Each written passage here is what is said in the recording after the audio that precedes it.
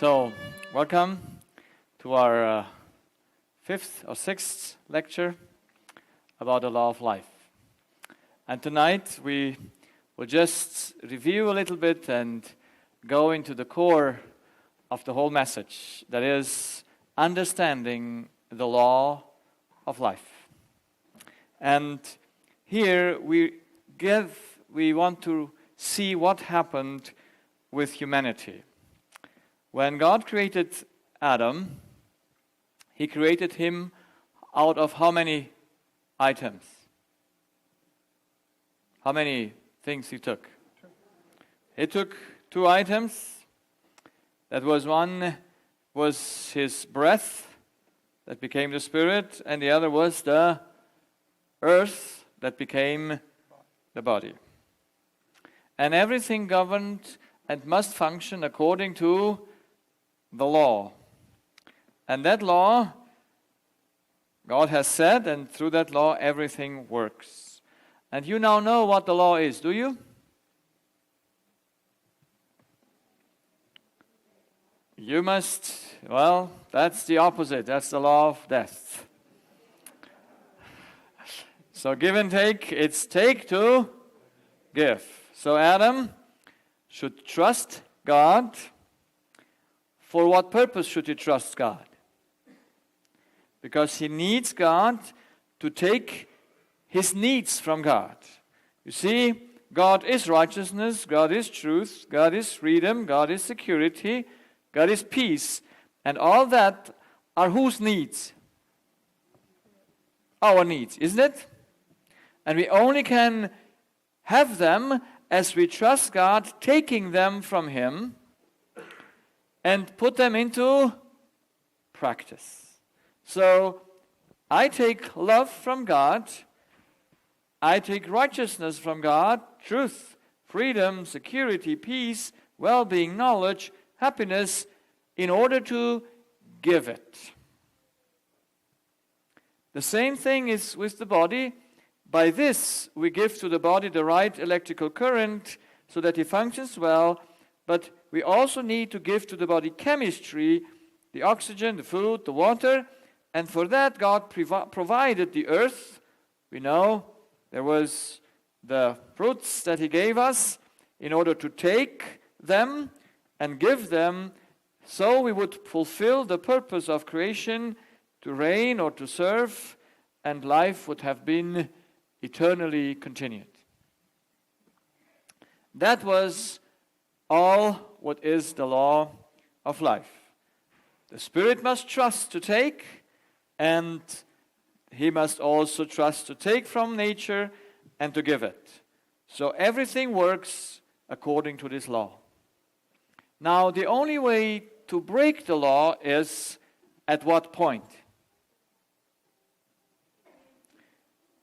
So here comes the tree of good and evil that God planted in the garden. Sorry, yes,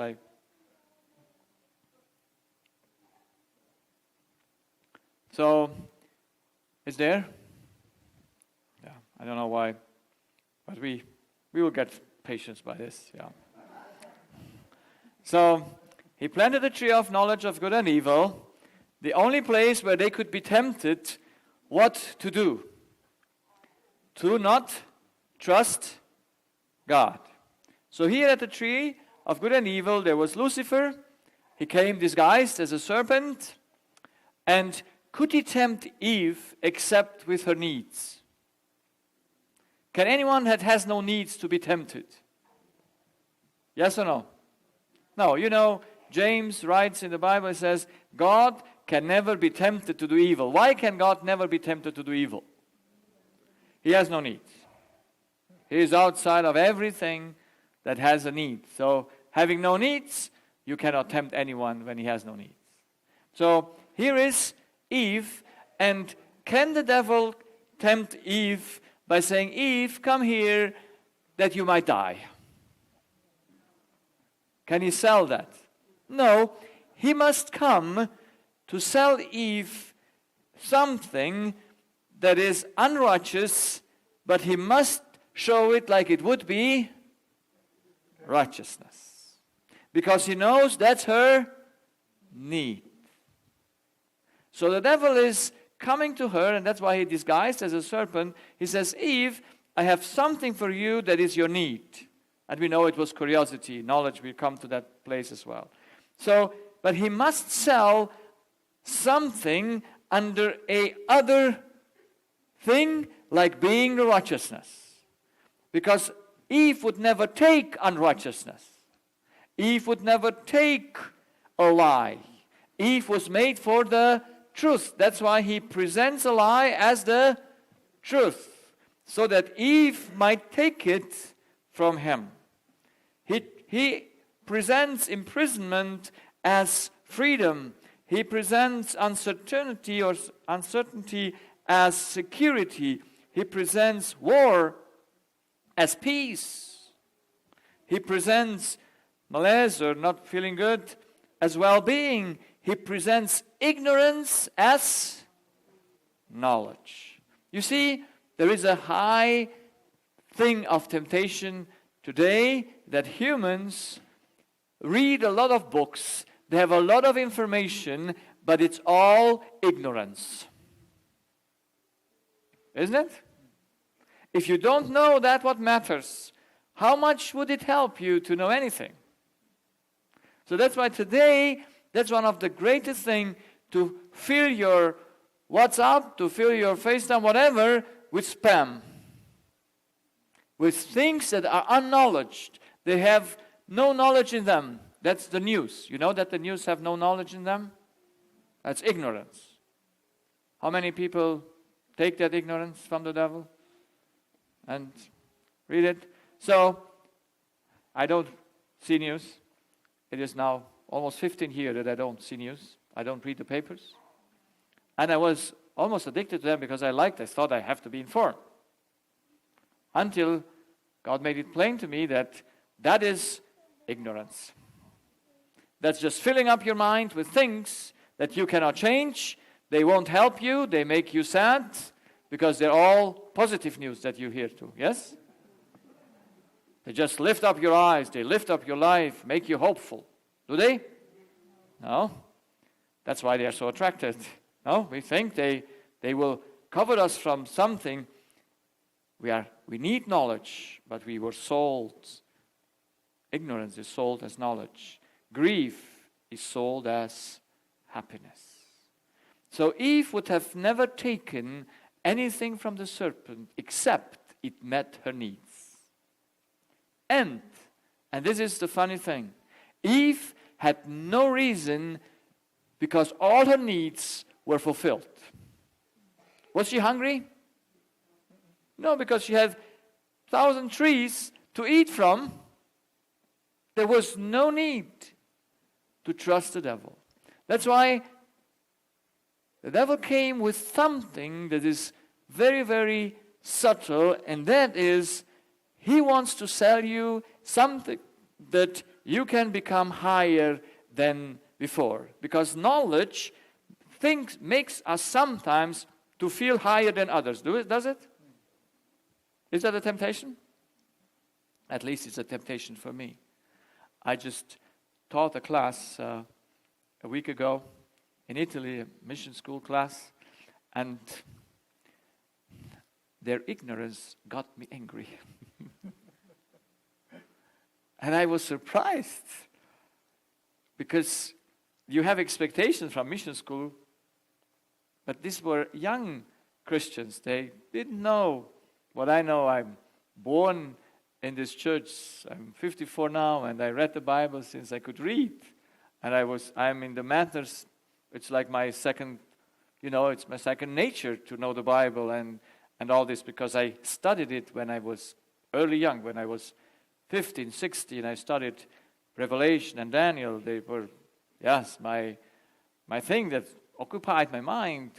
And so now I expect from these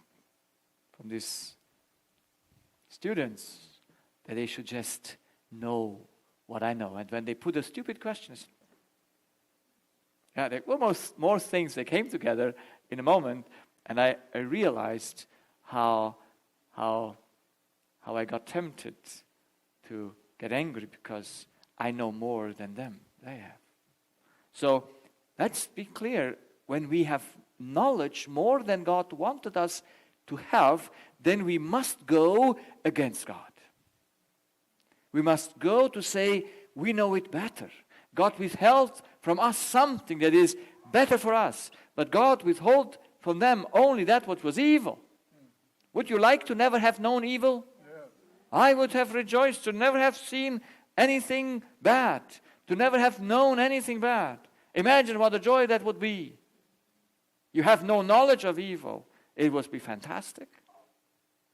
And God wants to spare that from them, but they were told that this knowledge is a higher being that lifts you up higher than you were made to be. So it's a mystery, because there was no need to mistrust God, and there was no need to trust a creature more than the Creator. So it's a mystery that she stopped trusting in God. She stopped taking from God and trusting and taking from the devil. And immediately when she took from the devil, what did Eve become? A truth speaker or a liar? A liar. She went to sell Adam the lie, and she went to sell Adam death. Because what you take, you must give. You have no choice. Where you trust to take, that you must give. And Adam took, and now there is no life possible, because life is only possible in taking from God, because only God has what you need. There is no one that has it except Him.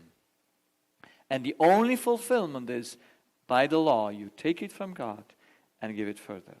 Now, we have understood that we are in a battle between reason or unreason and madness and foolishness, between reason, wisdom, and mindfulness. And we know that one is realistic thought and actions according to the law, and the other one is unrealistic thoughts and actions that contradict the laws of nature. The one maintains life, the other destroys it. The one brings peace, patience, and health. The other brings stress, anxiety, conflict, and disease.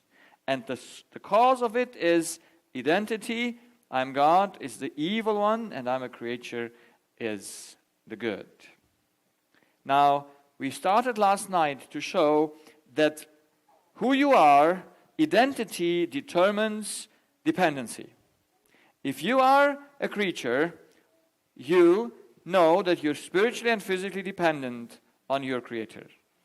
If you are a God, you're spiritually independent. And so, here, you trust God, that's dependency, and here, you know you don't need to trust to a higher being. You just think you are on your own. And this is the problem. How can a man or a human be convinced that he is deceived by what he thinks he is? Because our identity is not known to us, because we think we are God's. So God must make us somehow clear that in us there is something that stops us to trust God. As long as you think you're God, you don't need God. And that is separating you eternally from God. And it makes the following change in your heart. Because we speak about the heart, about the subconscious. And tonight we speak only of one place in the subconscious. That's the actions of the subconscious. And how many actions do we have in our subconscious? You know now? 2. What is it? That's the decision. That's the criteria where you put before you take decision. Take and give. Those are the 2 actions. But now, our heart says we give to receive. This is our motivation. We come on the earth. It's unconscious to us, but we always do the same. We say, without thinking, it's a give and take, or a give and receive. And you hear people saying, you love and to be loved. To love and to be loved. Haven't you heard that in counseling? It's always the same. To love and to be loved. That's exactly the equation of the devil. You love, you give, to be loved. And we don't even see that that is not possible. So this, to give something before you take, is impossible. This is an illusion. So, the reality is we must take in order to give. That no one can change. The law of God cannot be changed. It can only be broken. You know, the law of God can never be changed. No one can change it. We still function according to the law. We just break it at one place. That is, we are not aware that we take. So humans are not aware from whom they take. They don't know who governs their decisions.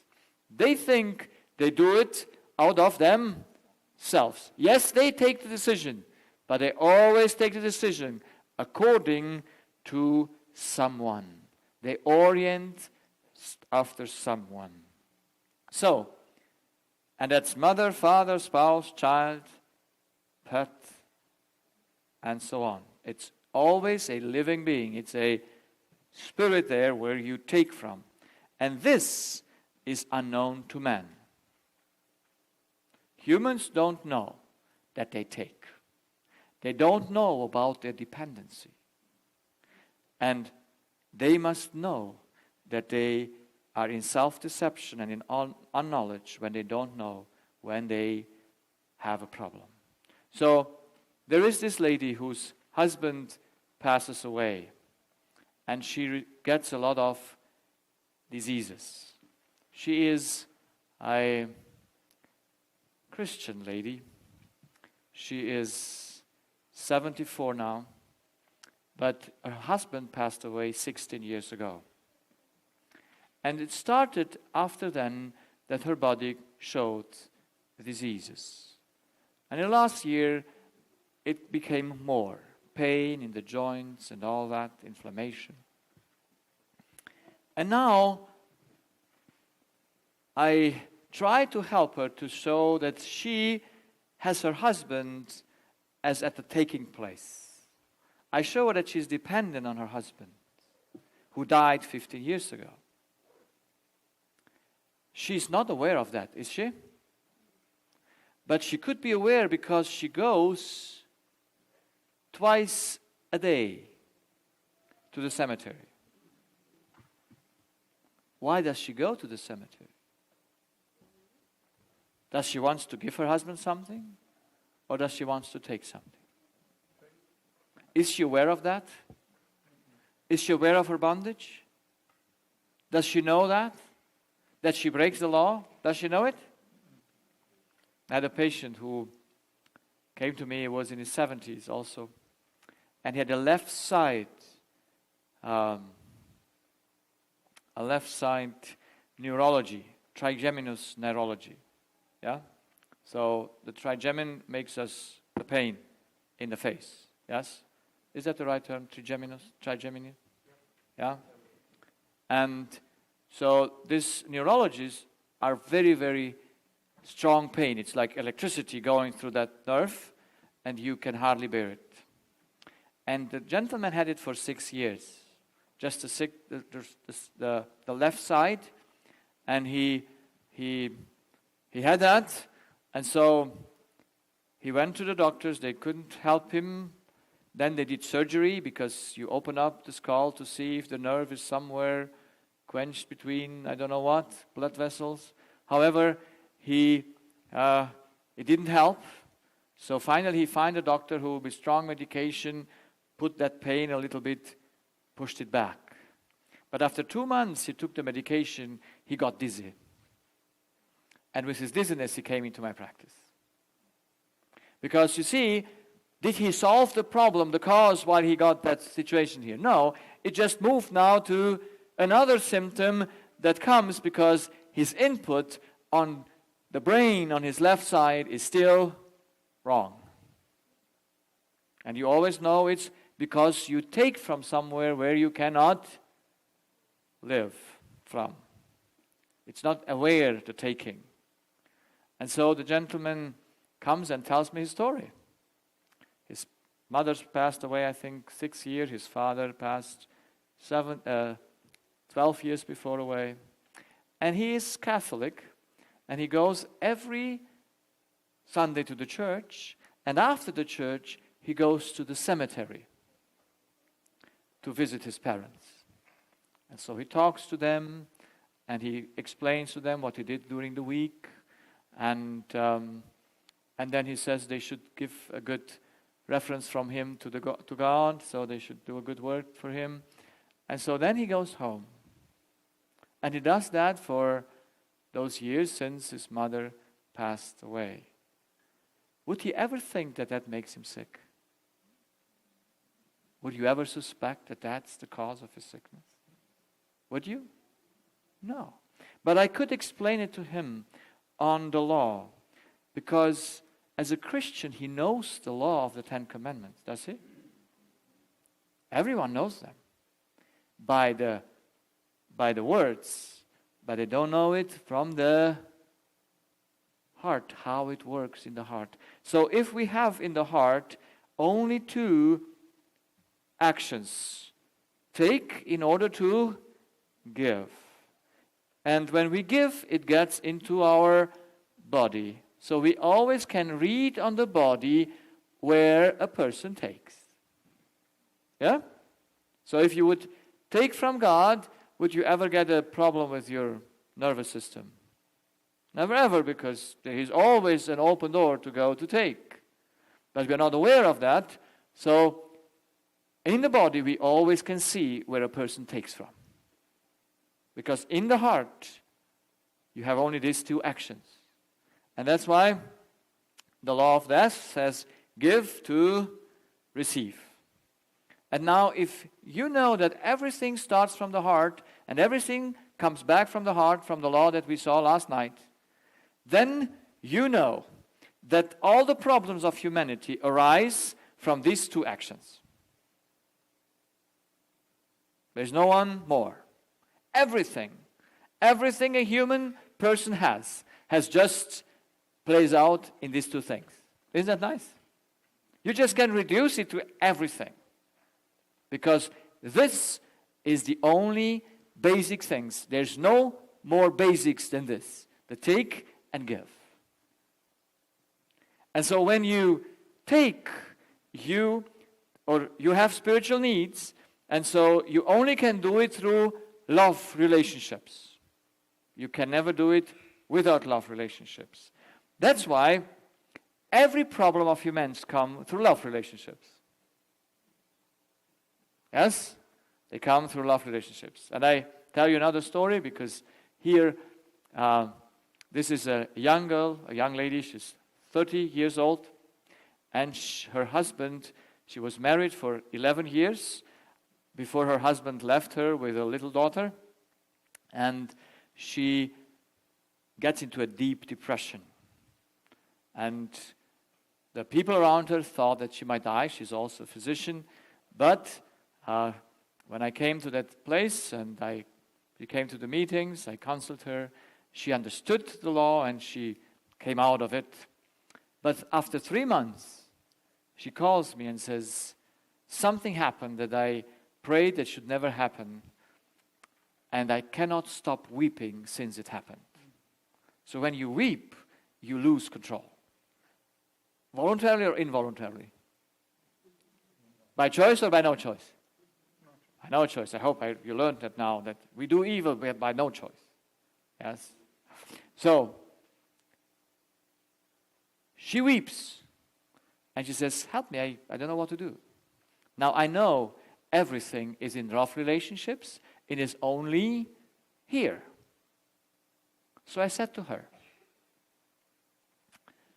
while you were married for 11 years, how much love did you give to your husband? How much love does a woman give to her husband? I don't hear anything. Tell it. How much love do you give? Oh, you see, women are a little bit different than men. Men are more, they don't give all. You know, they keep something also for them. But women, that's an interesting thing, at least most of them. They are just giving everything, you know? When they are once in love, they share their body, they share their work, they iron, they cook, they do everything. They even would shave his beard or whatever. They would do everything for him. That's how women function. Isn't it nice?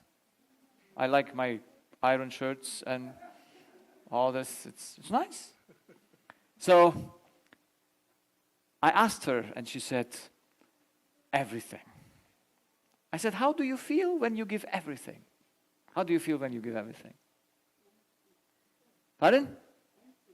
Well, I was expecting that answer because I know that answer from others. You always feel good when you give everything. You always feel good when you give everything. You only feel empty when you don't get anything back. Then you feel empty, and then you are in the law of death. But in the moment you give, it's impossible, because giving is gain. Giving is life. That's why in the moment you give anything, in that moment you are just working well. Now, you never feel bad when you give. You only feel bad when something happens. So now what happened this day before she started weeping? She met her husband in the shop. And he was there with his new girlfriend. And while he passes her, he tells his girlfriend, "This is my ex-wife." But they were not even divorced. He says, "This is my ex-wife." And when she heard that, he said to his girlfriend, "This is my ex-wife," she started crying and couldn't stop. Now, why is she starting crying? Did she gain or lose? Or lose? Lose. What did she lose? All what she gave. Yes? And now I must make her sure she gave all in those 11 years. And now I put her the question, how much did you give from yourself in those 11 years to your husband? How much from that all love that you gave from you? Are you with me? So when you love someone, how much do you give from yourself? It's either all or nothing. And she is smart and she says, nothing. I say, then you can stop weeping. And then that moment she stopped. Because you only cry, you only weep because you gave something and now it's lost. How much did you lose with a husband that you lived 11 years ago and you gave him everything, and while you never gave anything from yourself and he goes now with another one, are you in any way damaged? Not at all. But isn't that our reasoning? No, our selfish heart says, oh, I gave him everything. Now he needs to...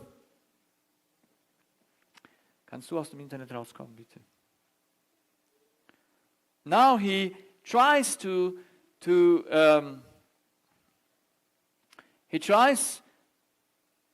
what did I say? Okay. The selfish heart always tries to get back what it gave. Yes, because it says, I gave something and what do I receive now? After 11 years of giving all, you feel empty. But that's a deception. And you must weep. Do you weep for him or do you weep for you? You weep in self-pity or in pity for him? Self-pity. That now he has another victim. No, you weep for yourself. That's why you lose your own control over you.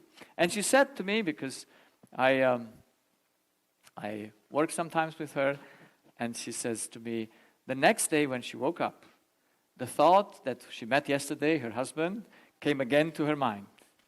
And again she was tempted to feel sorry for herself. But in the moment she reminded that she never gave him anything from herself, peace totally, and never came back. So you get out of any depression, you get out of anything you have in the moment you realize that everything you give comes not from you. Now I have a funny story this is from Romania. And I just tell the story because I know you won't forget the story. And the story teaches something that is very, very important. There was a colleague of mine, ENT, and he had one day a patient. And after he treated the patient, he asked him, what is his profession? And the patient told him and said, I'm a thief as a profession. So there are thieves as professionals. And so the doctor said, I just recently had something stolen from me, and I still felt the loss of that thing that was stolen from him. And so he wanted to make the thief more sympathetic with the victim. So he asked the thief and said, haven't you never been stolen? Or didn't someone steal from you anything? And didn't feel you not the pain when something is taken away from you? And the thief answers and says, well, there were many things stolen from me, but I didn't feel anything. Because everything I have is stolen. So you see, the thief was inside the law. He knew that nothing is his own. And when it is stolen, he steals it back again. So what's the problem? So remember the story. Yes, we have nothing of our own. But we think what we give comes from us. You can never give anything from you. When people come to my practice, and everywhere I go, I take time, and they say, thank you for your time. I say, you don't need to thank me. I have never time. Did I owe time? Do I owe time? Yes or no? Can someone steal your time? Yes or no? But did you get angry when someone didn't show up the right time? Yes?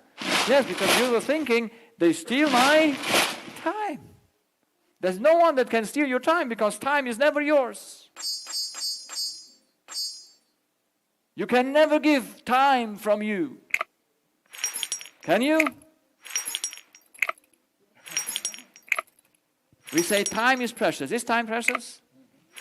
Yes, time is the most precious thing. We will give of nothing an account to God as on time. But we only can give account of time to God because time is His. So if time is His, then we must give an account what we do with the time. So we take it in order to give it. And I say, if I give you time from God, so then I do exactly the right thing to do. But you don't need to thank me because I didn't give you anything from me. So I'm free of my patient. Isn't that nice? To just know that only because you took time. And some patients, they say, but you took 6 times, 1.5 hours for me, and that's for free? I say, yes. Love is free, isn't it? Is time not for free? Is any needs that God has, do we need to buy them with money? No, we just need to take them in order to give them. And the more time you give, the better you are. But you never give anything from yourself. It's fantastic, isn't it? I like it. It's so freeing to know that whenever you give anything, you give nothing from yourself. And I saw something taking picture from this, and you can have all my slides. I have nothing from me. So we'll let the slides somewhere, and everyone can take it and share it. I have no copyright of nothing because I'm not the owner of nothing. So copyright is something that puts you instead of God. God is the only one that has copyright. But He shares everything with us. Because every knowledge you have, you cannot have it from us. So why would you do a copyright? Why would you say, that's my stamp? That must be on mine. Who cares? It's not about me. It's not about mine. So, there are only two kinds of relationship according to the law. There is either a relationship to love one in order to take from him, or better say, to eat. Or the other one to give him, that is to share the love. There are only two kinds of relationships that exist. Either you love someone because you have an interest to take, or you love someone to just give. So in the one, you are dependent. From where you take, you must trust. Where you give, you must not trust. There is no need to trust. You just give. Now let's do the first thing in the law. The law says that where you take, you cannot give. And where you give, you cannot take. The law requires pure relationships. Either to take, pure to take, or either pure to give. It's only that is possible. So, if that is so by the law, how many relationships at least do you need to have to fulfill the law? You at least need two. Because you need the one where you take from, and you need the other to give to. Because you cannot take and give from the same place. You cannot give at the place you take. It's impossible. That means that you need to take from that place. You cannot give back to that place.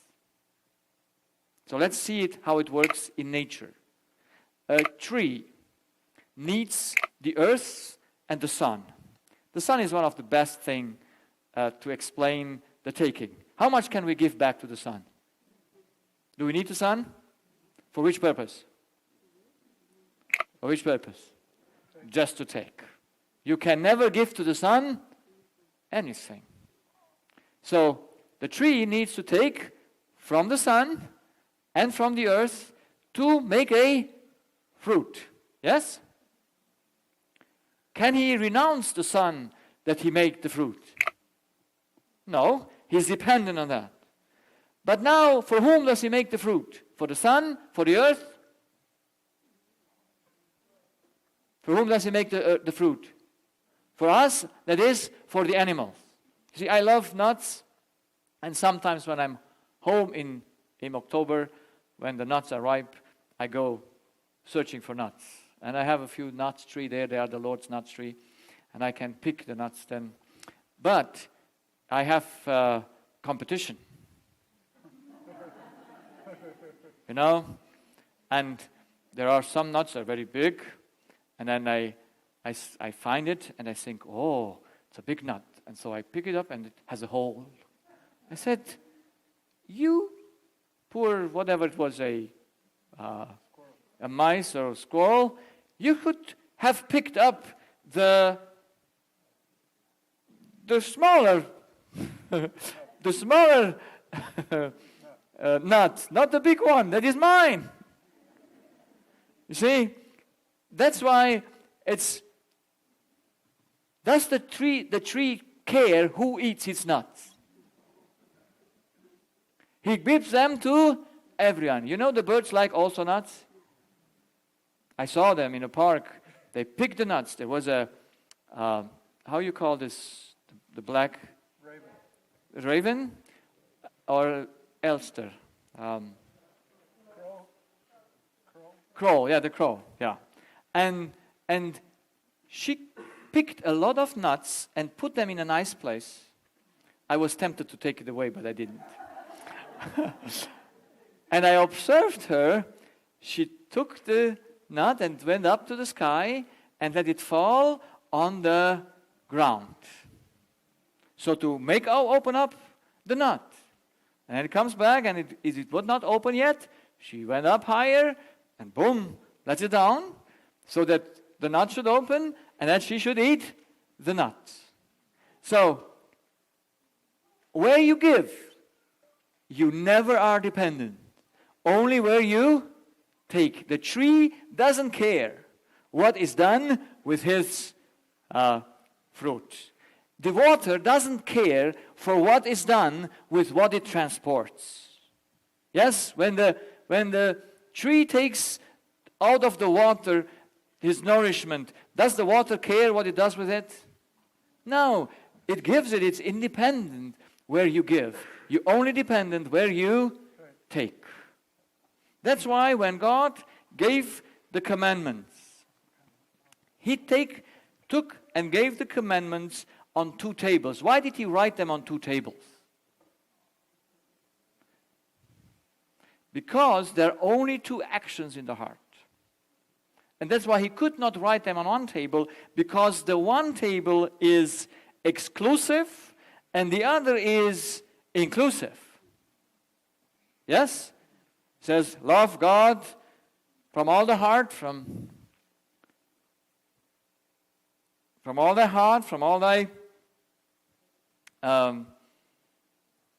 will, from thy strength, from thy soul, and that's the greatest law. And thy neighbor as thyself. So how many neighbors are included in the neighbor? All. So that's inclusive. Yeah, I did it just shows here that it has connected. Just to clarify, Dr. Mueller, you don't recommend these movies. Every night I had to put it away because this is Apple TV movies. Yes, it's not my movies. But tonight my wife brought me this and I forgot to tell her that we need a remote to, just when it stops, we don't see the advertising of this movie. So is it now okay? So we pray that it might be better. So it's exclusive. Where you take, it's exclusive, and where you give, it is inclusive. It doesn't matter who your neighbor is, because you don't need him. You just have him to give him something. So, the taking is on which place can we break the law only. If the law is take to give, and Jesus says that there came a gentleman to him and says, which is the highest law that exists? What did Jesus say? Love the Lord thy God with all thy heart, with all thy strength, with all thy soul. That is the greatest commandment of all. And the other is equal to it, that is, love thy neighbor as thyself. So, and he says there is no greater commandment than that. There is no greater. That's why the greatest commandment is the fundamental law. Everything works by this law. So, where can you only break the law? At the giving or at the taking? Are you with me? So the only place to break the law is in the taking. Because if there is the right place to take, then what you give is included. The giving is just a confirmation of the taking. Because you cannot keep that what you take. That's why the only place a law can be broken is from whom you take. And now I shared last night that children have no choice. Their spirit is bound to their mother's spirit. They must take from mother. They have no choice because God didn't make it a choice whom to trust. Because if he would have made Adam and said, Adam, would you like to trust me? Would that work? No. He made Adam fully trusting him, because trusting is like breathing. He made Adam able to breathe, so he made Adam able to trust. And that is a thing that he must do in order to take that he might give. That's subconscious. That's there. So the same thing happens with us when we are made in our mother's womb. Then we are dependent on the mother, physically and spiritually. And I did not know the law. But now, looking back into my life, I know why I had all my diseases. I was born as a second child in an Adventist family.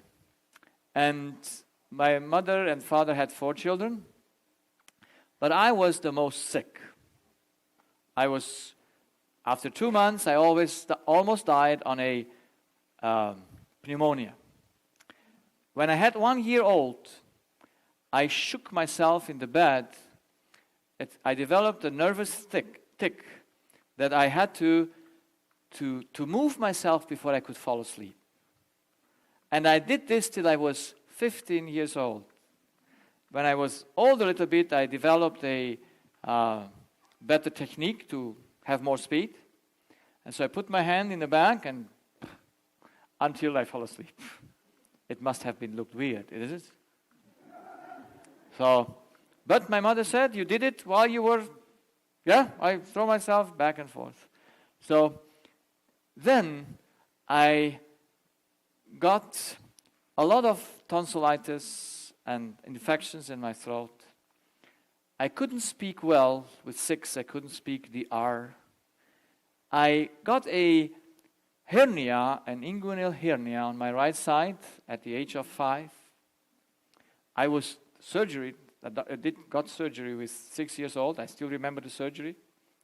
They cut me, I could see it. So only then they put the things over me to not see it. I still remember that surgery. It's amazing.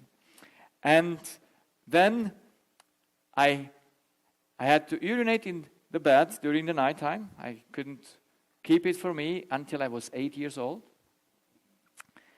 And so my story went on. At the age of 8, my parents separated. And my mother had to move away with her 4 little children. 1 week later, I got hepatitis B. 1 week later. Why did I get hepatitis B? Because there are viruses out there? No. Because I was the most attached to my mom. My mom was everything to me. And since I need harmony, my first need is harmony, where could I take it? Only from mom. It's subconscious. And mom was not happy because they didn't get along well, my father and my mom. And so my mom was burdened with many burdens, and I had no choice. I had to take that from her, and my body became sick. And so I had to go to the hospital for 3 weeks in quarantine, because it's infectious disease. So they closed up in the hospital. And there I lost to have my nocturnal bed to urinate in the night. I don't know how to say that in bedwetting, okay? And so I lost that there. But when I came out of the hospital, I became hyperactive. From the age of 8 to the age of 14, no one could do anything with me. I was just going in the morning to school, and I came evening home. When mother had to work in 3 shifts, only grandmother was there. And with grandmother, you do whatever you want. And with mom, we had respect. But my grandmother was there, and since I was the worst from all the 3 boys, and the little girl, of course, she didn't do much wrong, but I was the worst. And so each night when I came home, if my mother was not at work, she worked in 3 shifts, but I was looking to which shift she worked. So when she worked evening shift, she came after 10 home. So I came home before 10, so I sleep already when she comes, so no beating. When she was in night shift, she went away before 10 because then I came home after 10 because she was not there anymore, so I skipped my beating. But when she had early shift, I got almost every night my portion. I was used to it. You take down your pants, you sit in front of the chair, you keep it there until you cannot anymore, and then you run to bed. And I must say, my mom is a very good mom. She just beated me with love. I mean, she hardly would like to do it, but she had to do it because my grandmother stood behind her and said, "You have to educate this child." And so, when my mother wanted to punish my older brother, he didn't stand. And the younger one was so thin, she said, "Oh, you cannot beat this thin little child." But I was the middle one, and I got all the education. So, so maybe that's why there's a little bit of difference between my brothers and me. However, I was educated every night because no one could control me. I got a friend because you have to have a love source. I got a friend whose mom was gone also from home, and he had only the father home and his older sister. His mom went with a disabled child to Germany, and so she was away, and now we two were on our own. We were always together. Everything we did together. When we didn't go to school, we were not together at school. And then the teachers knew they are not coming because they're sick, because they're just skipping the school classes. And so in those days, one day it was my birthday, and we were skipping. So this was birthday. I had to celebrate birthday, so we didn't go to school. We went to the cemetery.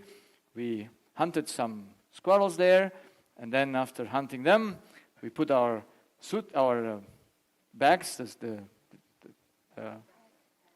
packs from the school there, and then off we went to do something fun, and then we came back, took our bags, and went home.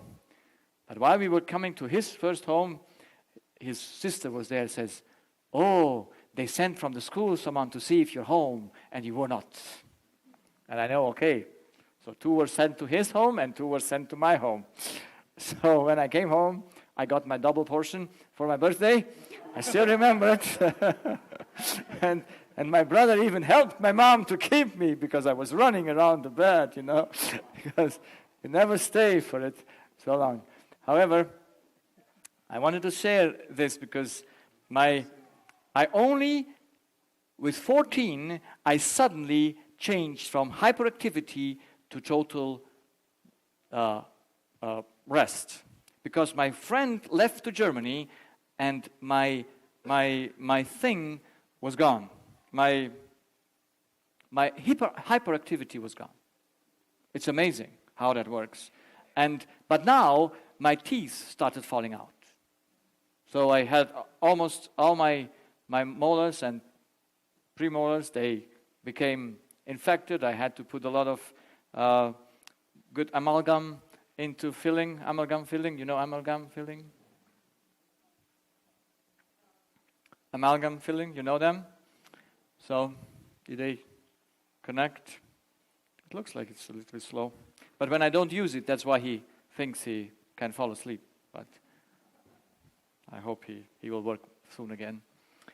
So, then my teeth fell out. And when I fixed my teeth, I got migraine with 15. And I stole the pills from my grandmother because she has headache pills, and I had to steal the pills to relieve my headache. And then also I did some natural remedies because my grandmother was half a doctor, she called herself, and she had a lot of natural remedies, and so I had to put some cabbage leaves overnight to my, so that the headache should heal. And no one knew why I had headaches, And so it went on. When I was 27, I took out my tonsils, and then I got panic attacks. And then I got my stomach problems. I got my back pain problems. And so There's a journey, and I never knew why. Until, by God's grace, I came to understand my dependency on humans. So I had no choice. Do I blame my mom that I was sick? Do I blame her? No. Do I blame my dad that he didn't treat mom well? No. That's their problem. That's not mine. I had no choice. I only got a choice when I understood where to take from. Only then you get the choice. And I got that only 15 years ago when I was 39 years old. And I will share that tomorrow night because I have to go further here with the law. So we must know, we must take. But we must come to take not anymore from God, from humans, but from God. So mother is there instead of God in childhood. But mother should treat the child so that the parents from this side of the place, they go into that side. You know, if the law can be broken only at the taking point, and if the law is only take in order to give, and the giving is included in the first one, why would God write 10 laws or 10 precepts on his tables? Why did he not say take to give? Because he said, of course, love thy Lord first, yes? But why did he write then 10 precepts? If you would think to make something clear to humans, and you have 10 possibilities, and you know there is only one problem, what would we expect in the 10 commandments is treated to? What is there that is in the emphasis of those 10 commandments? What would it be? The taking or the giving? The taking, the taking. So God writes 8 commandments to prohibit the wrong taking. 8 commandments are just written to show that when you break that precept, you broke the taking. So, let's look to the first commandment. No other gods. Why would you have another God? To take or to give? To take. Why would you have images? Why bow people in front of images down? To give or to take? To take. Why would they take God's name in vain? You know what it means to take God's name in vain? That is, you are bearing through your giving something that shows that you don't take from God, but you look like you take from God. That's a profession of being a child of God, while what you do is exactly showing the opposite. So here it is, 3 times God says, from here, do not take. And then we have the other 5 that are at the end of the 10 commandments, that is, do not kill. Why would you kill? To take. So when you kill a person, well, this is...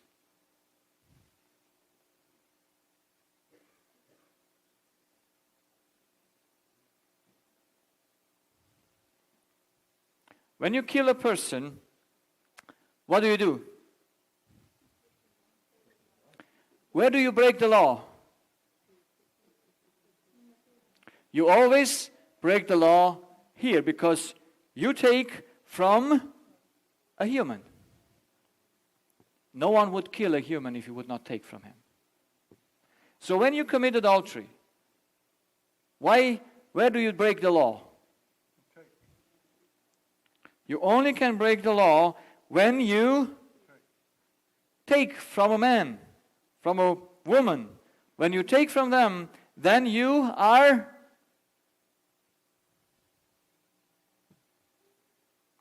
committing adultery.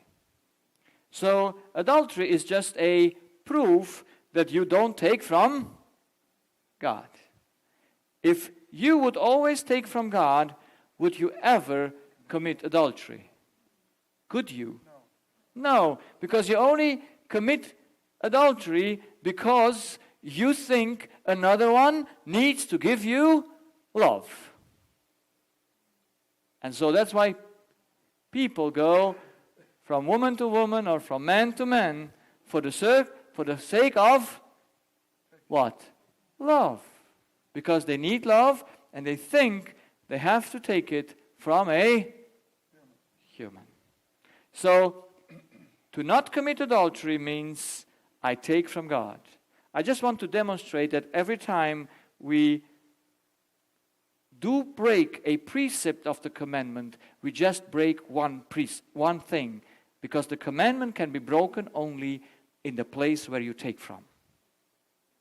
You can never break it anywhere else. There's only one place, there's only one commandment. That's the highest commandment of all commandments. And that is loving God. That is, you love God in order to take from Him. So sorry, but this is it. So, not steal. Why would you steal? To give or to take? You can only steal in order to take. Why would you lie? In order to take. Why would you covet your neighbors or whatever it is? To take. So there are 8 commandments, which was just one idea. Do not take from here. But if you don't understand that you can only break the commandment in taking, we think we can keep those 2, but we are not aware that by keeping just the letter of the law, we don't keep the law. Because you can be proven. You see, there is a nice story, the rich young ruler. He comes to Jesus and says, "What shall I do to inherit eternal life?" And what does Jesus say? Keep the commandment. And the rich young ruler says, "Which one?" Now, which one does Jesus tell him? The blue or the green one? The inclusive or the exclusive one?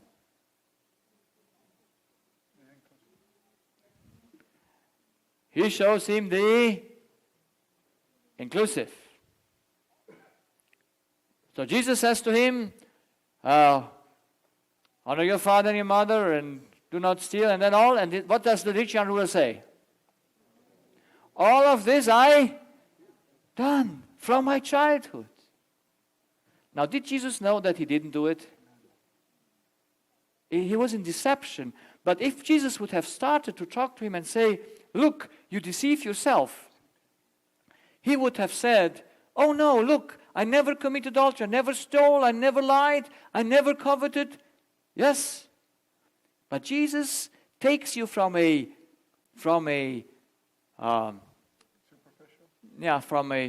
theoretical level on a practical level. So he says to him, "Go and give all that you have, and you will have a treasure in heaven, and come and follow me."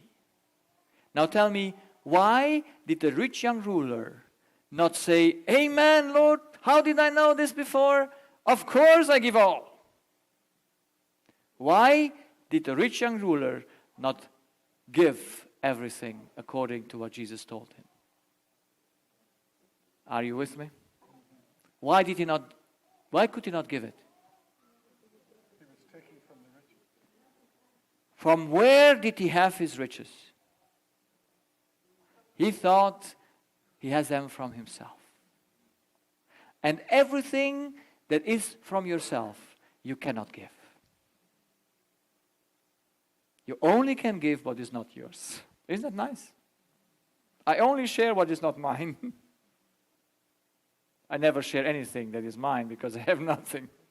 So this is very important. So where did the rich young ruler break the law? In the taking or in the giving? In the taking, because here, in the taking, he was just not there to do it right. You can only break the law in the taking, but Jesus took the giving law in order to what do? To show him the result of the taking. The second is included in the one. So, what is the only law that says where you should take in the whole commandment. There is only the fourth commandment. Remember the Sabbath day.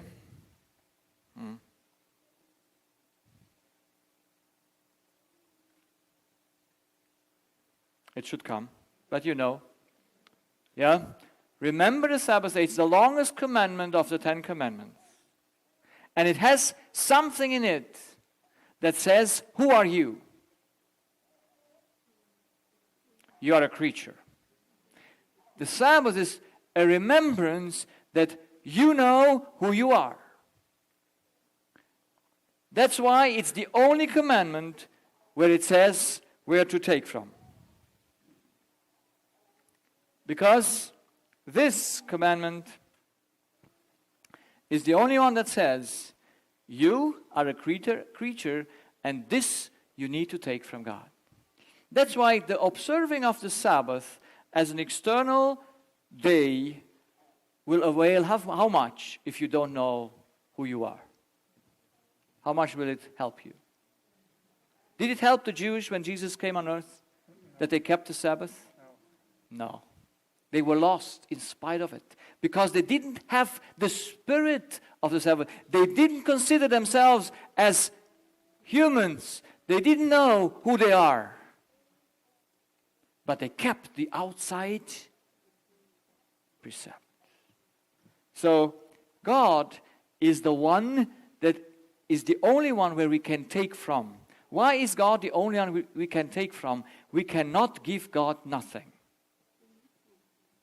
Because God says, I'm the water and I'm the bread. Yes, does he say that? How much do you give the water when you drink it? How much do you give the bread when you eat it? No, it's just there for taking. Do you love bread? I mean, you're not in Germany, but I love bread. If you would be a Romanian, you would love bread as well. I go sometimes to Asia where I get rice every day, 3 times or 2 times. I eat only 2 times a day. And I like rice. But when I am first in Frankfurt at the airport, I smell the bread from far. I love bread. Wow, bread is, yeah. But I don't love bread to take or to give him something. I love bread to eat it. So that's what we must understand. When my oldest son got married 2 years ago, they invited me to have the sermon on their wedding. And of course I couldn't come with PowerPoint, so I had to do some real things. So I took 2 items that I gave them. I brought a big box, 1 liter, how much is that? A big box with ointment, with eye salve. Do you need eye salve in marriage? For what purpose? Because you mix the where to give and where to take. That's the most easiest. In your marriage, it's the most easiest to don't know where you give and where you take. So you need eye salve. So I bought them a big bottle of eye salve. And I said, son, why do you marry her? To give her or to love her to take or to love her to give? What did he say? To take. So he said the truth. But he didn't know. So I brought them that eye salve and says, you have to put everyday eye salve, both of you, to just not get confused. You don't have each other to eat each other. You have each other to love each other, to give each other. And then I brought a big bread, 4 kilo bread. You know, as in Germany, you have 4 kilo bread. I love it. It's my preferred bread. And it's very good, crusty. Yeah, so like good bread. And I brought that big bread and said, look, this is God's love. Yes, this is God's love. And whenever you're hungry, you go to God to eat. And you can even share with her. You eat together at the same bread. But then you go out and what do? You just give. Isn't that nice? Amen. That's a nice marriage. You eat from God and you give to one another, or you give for that purpose one another. So, But now I want to ask you a question. And this is one part of the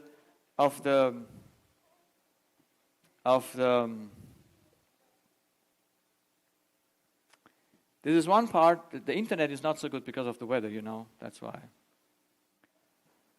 So, why do you pray to God?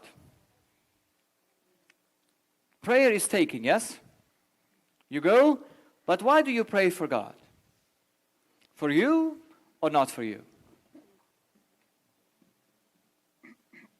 Why do you go to pray? So, yes, you go to take, but we have not understood that you have to take in order to what? To be able to give. We pray very selfish. We pray thinking we give something to God so that we receive something from Him. That's why our prayer life has no power. There was a young girl, she was 19, she was on a conference, and at this conference she got encouraged to pray, and she said, it kept me 1 month. I had a relationship, I did my prayer time every day, but after months it faded away. I said, I know exactly why. Why did it fade away? Why did it fade away? Because she prayed for herself. If you don't have a job from God in order to give, then you pray for nothing. Jesus shows clearly in his parable of the man that gets some guests and says, the one went to the other and says, I have no bread. Why did he have no bread when guests come?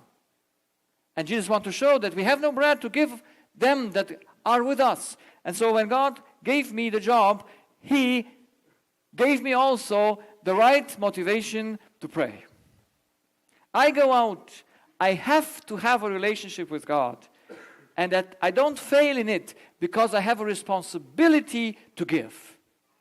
I don't go out to pray for me. I don't go out to want to sanctify myself so that I will be holy in front of God.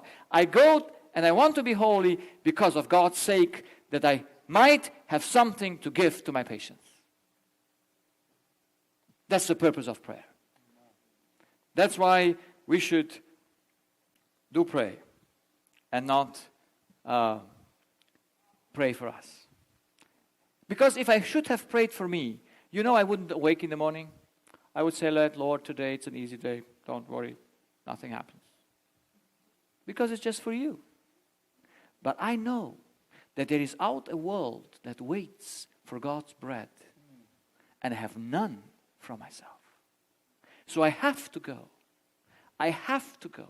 I don't go to God because it makes fun. Even though I have good time with God. I go to God out of duty. Because I know I have nothing to give to my other people. And if I give something from me, then it's not right. So there is only one commandment that proves the giving, and that is our parents. And almost all diseases come because we cannot honor our parents. But that I will have to continue tomorrow to explain that more. Because we must understand we can never honor our parents as long as we need them. That's why a child can only take from a mom as long as he cannot give mom anything. In the moment he can give mom anything, he must take from God. That's why when children are more alert, when they know themselves, when they grow, they must understand that they must give, but not take anymore from mom. They must take from God. Because that's the proof. The strongest relationship we have is with mother. The strongest problem that a person has when mother rejects you, that's your greatest problem. Because you expect from mother the greatest thing. That's why as long as you need mother, as long as mother can make you angry, or father, you are still independent to them. And then you don't take from God, but you take from them. I hope we understood that. So let us finish, tomorrow night we will see.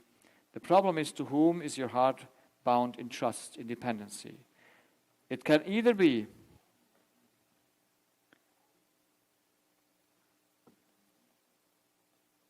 to God or to Lucifer, to humans and animals. There is no other way. You either trust God or you trust others.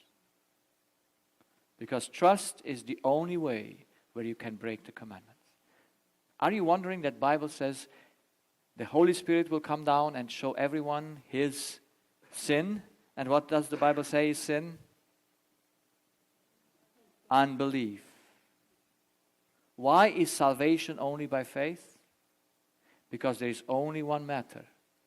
If you don't trust in God, if you don't have faith in God, you're lost. Because you have to have faith in someone. And if you have in humans, then you're lost. That's why the second part of the commandment, the giving to the parents, show if the parents are still our God or not. They're still the place where we take. Does it look bad to have good relationship with parents? Does it or does it not? Does it look bad? No. And it should be a free relationship. We should be with parents just giving them what we take from God. Then we would be free of being manipulated by our parents. We would be free of having pressures from them. We would just very nicely treat them. But I tell you, it's not easy. Relationship to mom and dependency to mom is the strongest dependency. And we must be aware of it, that it is wrong. Even though it looks like being okay. But it is not okay. Every time, you see, there are people that call their mom daily. They're over 40, 50. I call my mom daily, they say. I said, you should call God daily, not your mom.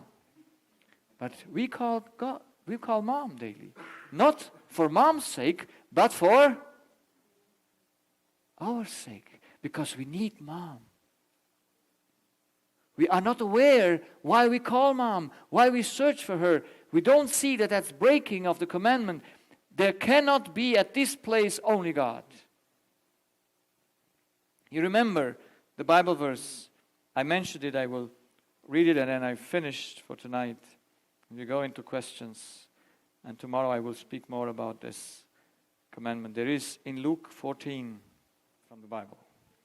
If any man come to me and hate not his mother and mother and wife and children and brethren and sister, yea, and his own life also, he cannot be my disciple. And whosoever does not bear his cross and come after me cannot be my disciple. So what has the cross to do with discipleship? And what has the hate of your father and mother and your own life to do with being a disciple? Does Jesus really mean to hate? Yes, he means to hate. He says, so likewise, whoever he be of you that forsaketh not all that he has, cannot be my disciple. That means you must understand how much do you have. If you have nothing, you can forsake everything. That's the truth. But if you think you have something, you cannot dispense of it. What is it that we should hate our parents and our wife and children and brethren? It is to hate to be dependent on them. To hate to trust your own life. To hate to run for you. To preserve your life. You see, Jesus says, he who gives it, he will have it. He who preserves it, he will lose it. You see, have we have our life to preserve it or to give it? We only can preserve it when we give it. I'm so happy for my job that God gave me. It's a 7-day job. Yes, I have no Sabbath, even though I keep the Sabbath. I work mostly on Sabbath. But why do I not break the Sabbath? Because there is a work to be done on Sabbath. And service for the salvation of others. must be done on Sabbath, because Sabbath is a symbol of salvation. That's why when Jesus worked as a carpenter, he kept the Sabbath. Did he? Was his shop open on Sabbath or not? No, it was closed. Because it was another work. But when he entered the ministry, did he have a rest? No. Because this work was exactly the Sabbath work. So on Sabbath we have also work to do. And so I'm happy that I have a work that I can do every time, at any hour. It's never prohibited to do it, because it's a serving work. And I'm so happy for the schedule God gave me. You see, He gives me a good schedule. He's very effective. He doesn't give you much free time, you know, if you have God as a boss. He just knows how much time you need, but He wants to be efficient. He wants to save as many people as you can. So why spending time without being efficient? And I experienced this in my last 14 years.